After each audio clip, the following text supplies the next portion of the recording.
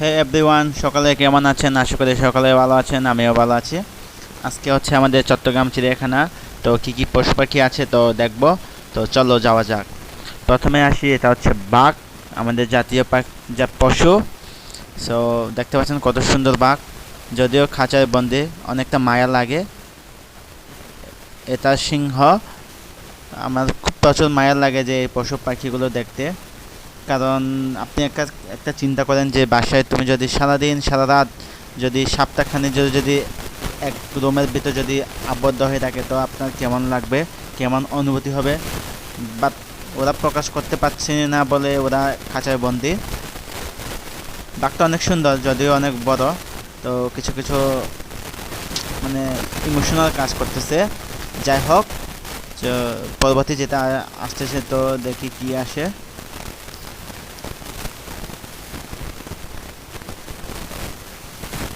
এটা হচ্ছে আমাদের চট্টগ্রাম চিড়িয়াখানাটা অনেক সুন্দর।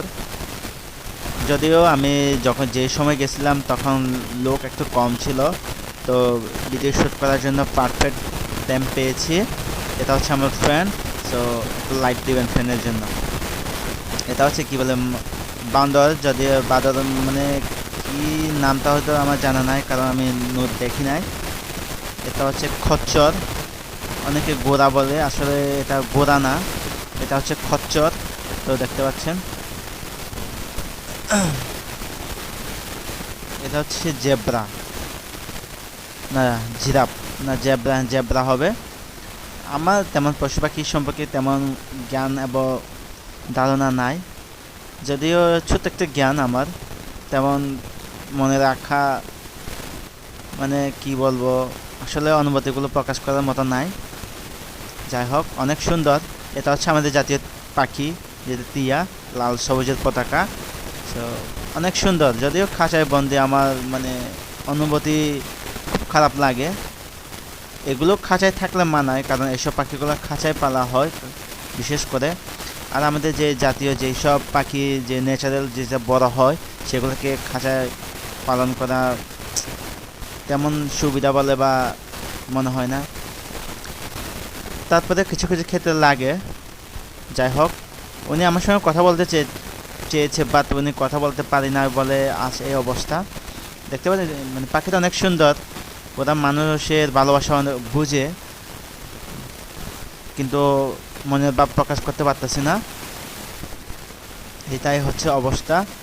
এটা কি পাখি হয়তো নাম জানা নাই, বোর্ডে লেখা ছিল, কিন্তু আমার দেখার সৌভাগ্য হয়নি বা দেখার প্রয়োজন বলে মনে করি নাই। পাখিটা অনেক সুন্দর, যদিও ঠোঁটটা অনেক বড়।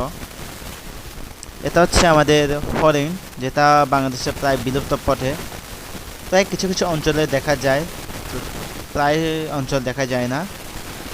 আরেকটা, এটা হচ্ছে আরেক ধরনের হরিণ, যেটা গায়ে কিছু কিছু ফুল থাকে। ওইটার চাইতে কিন্তু এটা অনেক সুন্দর, অনেক সুন্দর ছিল কিন্তু। ছোটো ছোটো লেজ, ছোটো গায়ে ফুল, মাথায় শিং, মানে দেখতে অসাধারণ লাগে।